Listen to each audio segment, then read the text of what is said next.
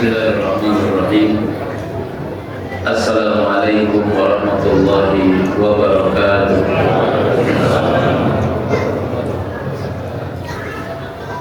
Alhamdulillahirabbil alamin. Alhamdulillahilladzi arsala rasulahu bil huda wa dinil haqq liyudhhirahu 'ala dini kullihi wa kafaa billahi shahida. Asyhadu an la ilaha illallah wahdahu la syarika lah wa asyhadu anna Muhammadan abduhu wa rasuluhu alladzi la nabiyya ba'dah. Allahumma salli wa sallim wa barik ala hadzal nabiyyil karim imamil muttaqin sayyidil hurril muhajjalin nabiyyina Muhammadin alaihi afdhalus salatu wa azka taslim wa ala alihi wa sahbihi wa man tabi'ahu bi ihsanin ila yaumiddin, amma ba'd. Jamaah sekalian yang dirahmati Allah Subhanahu wa taala, alhamdulillah, puji syukur tiada henti kita ucapkan memuji keagungan Allah Subhanahu wa taala di bulan yang agung, bulan mulia, di 10 hari terakhir bulan Ramadan. Mudah-mudahan Allah Subhanahu wa taala memberikan kepada kita keberkahan dan nikmat Lailatul Qadar. Dan mudah-mudahan amal ibadah kita diterima Allah Subhanahu wa taala. Dosa-dosa kita diampuni oleh Allah Subhanahu wa taala. Ikhwatul iman yang dirahmati Allah Subhanahu wa taala, di antara amal hati yang diistilahkan oleh Dr. Muhammad Saleh bin Munjid Saleh Al-Munajjid hafizahullah ta'ala, amalul qulub, istilah beliau, satu di antaranya adalah tawakal. Tawakal sudah menjadi bahasa kita. Jamaah sekalian, tawakal diambil dari kata wakala. Kemudian turunan dari kata itu ada kata wakil dan juga ada kata tawakal. Tawakala ya tawakkalu tawakkulan. Tapi juga yang mirip tapi salah itu namanya tawakul, bukan tawakal pakai tasydid. Dari kata wakala, wakil.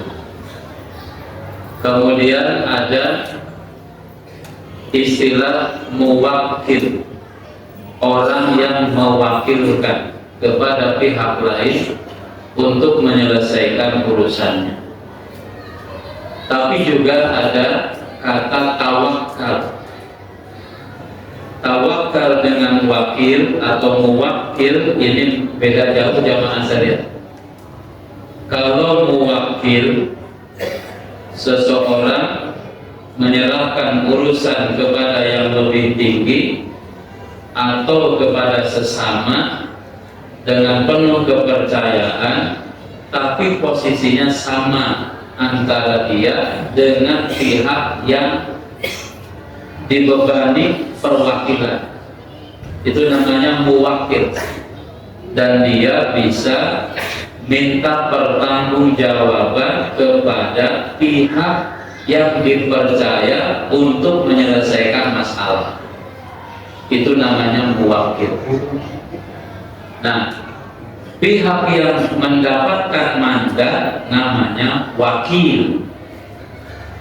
Kalau tawakal, kita serahkan urusan kita dengan sepenuh hati, sepenuh keyakinan, dengan ridho, dan tidak tahu menau hasil apapun yang dihasilkan oleh pihak yang dipercaya tersebut. Karena kepenuhan, karena kepercayaan penuh kepada pihak itu, dan posisi kita ketika tawakal, posisi kita lemah, jamaah sekalian. Maka tidak bisa untuk meminta pertanggungjawaban kepada pihak yang kita tawakal kepadanya.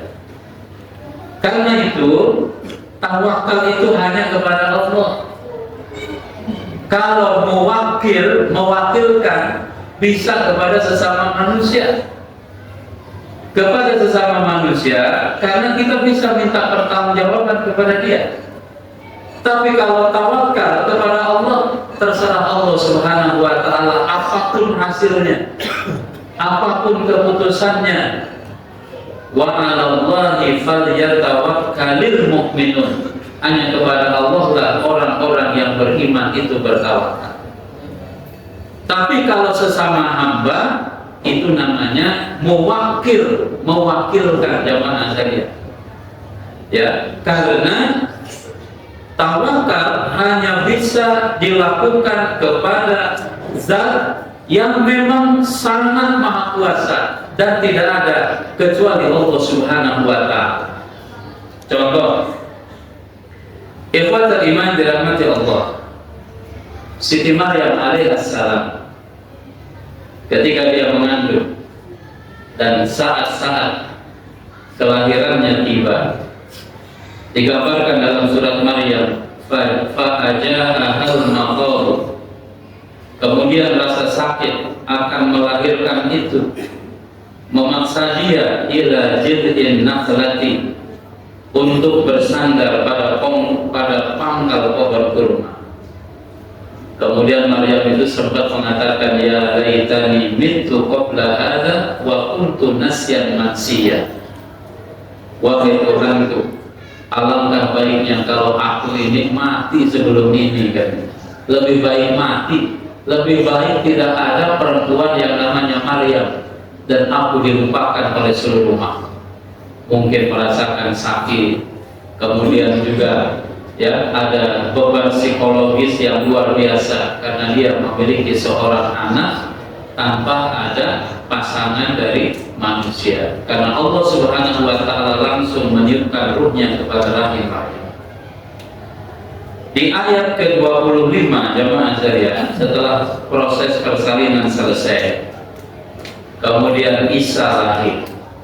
Allah Subhanahu wa taala bilang kepada Maryam begini, wa huzzi ilaiki bi jid'in nakhlati tusaqit alaiki rutban janiyya. Wahai Maryam, kata Allah, goyanglah pangkal pohon kurma itu. Wa huzzi ilaiki bi jid'in nakhlati, goyangkanlah pangkal pohon kurma itu ke arah. Tusaqit alaiki, niscaya pohon kurma itu akan menjatuhkan kepadamu rutban janiyya, buah kurma yang sudah matang dan rasanya manis. Kata Syekh Shalih Al-Munajjid, beliau mengatakan dari ayat ini kita belajar tawakal. Bagaimana mencermati dan mencerna ayat ini supaya sampai kepada makna tawakal. Begini tadaburnya jamaah sekalian, kata beliau. Yang pertama, siapa yang disuruh untuk menggoyangkan pohon kurma? Siti Maryam. Wa huzzi ilaiki bi jid'in nakhlah. Wahai Maryam, goyangkanlah pangkal pohon kurma itu kepada. Yang disuruh menggoyangkan pangkal pohon kurma adalah seorang perempuan namanya Maryam. Dan seorang perempuan ini jamaah sekalian posisinya habis persalinan. Jamaah sekalian, jangankan perempuan, kita sendiri laki-laki kalau disuruh menggoyangkan pohon kurma, kira-kira yang goyang kitanya atau pohonnya? Pohon kurma itu gede, kayak pohon sawit gitu ya, besar dia. Apalagi seorang perempuan yang habis lahiran. Wanita yang habis persalinan itu di puncak kekuatan atau di puncak kelemahan? Lemah jamaah sekalian, bed rest, nggak bisa ngapa-ngapain. Setelah mengeluarkan tenaga untuk melahirkan seorang bayi, anaknya itu lemes. Disuruh oleh Allah Subhanahu wa taala untuk goyangin pohon kurma. Kalau mungkin goyangin pohon toke bisa. Ini yang disuruh goyangin pohon apa itu? kurma. Golnya apa? Supaya buah kurma jatuh. Ini kira-kira kalau pakai logika nggak mungkin. Jangankan perempuan, laki-laki kuat hebat goyang-goyang pohon kurma supaya jatuh belum tentu bisa. Nah, apalagi jamaah sekalian, Al-Quran cermat yang digoyangkan itu bagian mananya? Bijir'in naslati, pangkal pohon kurma bagian bawah, lebih sulit lagi. Ya, dengan gol supaya buahnya jatuh. Nah, kemudian kata Syekh Shalih Al-Munajjid atau Al-Munjid yang mengatakan, apakah Allah tidak mampu untuk menjatuhkan buah kurma kepada Siti Maryam? Innallaha ala kulli syai'in, Allah maha mampu. Pertanyaan berikutnya, kalau begitu kenapa Siti Maryam diperintahkan untuk menggoyangkan kubur kurma? Kata Syekh Shalih Al-Munajjid, itulah makna tawakal. Apa itu tawakal jamaah sekalian? Sidqu i'timadil qalbi ala Allah Ta'ala fi istijlabil khairi wa daf'il dharri fi dunya wal akhirah, fi umuri dunya wal akhirah. Jujurnya penyandaran hati kepada Allah Subhanahu wa Ta'ala dalam mendapatkan kebaikan dan menolak keburukan pada masalah dunia dan akhirat, tapi dibarengi dengan ikhtiar. Maryam ketika menggoyangkan pohon kurma itu, jamaah sekalian, hatinya itu yakin sama Allah, percaya sama Allah, tawakal sama Allah. Kalau nanti ada buah kurma jatuh bukan karena kekuatan dia, karena kekuatan Allah. Tapi kenapa Maryam itu menggoyangkan, tangannya menggerakkan? Itu bagian dari ikhtiar maksimal yang bisa dilakukan. Karena tawakal tidak hanya nunggu hujan emas dari langit, kudu ada usaha, kudu ada ikhtiar. Meskipun ikhtiar yang dilakukan belum tentu bisa mendatangkan hasil yang diharapkan. Karena itu dalam tawakal, jamaah sekalian dirahmati Allah, jangan sekali-kali bersandar kepada usaha. Menyandarkan kesuksesan jangan kepada usaha, tapi sandarkan kesuksesan, keberhasilan itu kepada Allah Subhanahu wa Ta'ala. Yang penting usaha aja. Meskipun Maryamnya lemah, habis persalinan, karena disuruh oleh Allah, kemudian ikhtiar harus dilakukan, ya goyang-goyang aja jemaah. Ternyata dengan izin Allah Subhanahu wa Ta'ala kurmanya jatuh.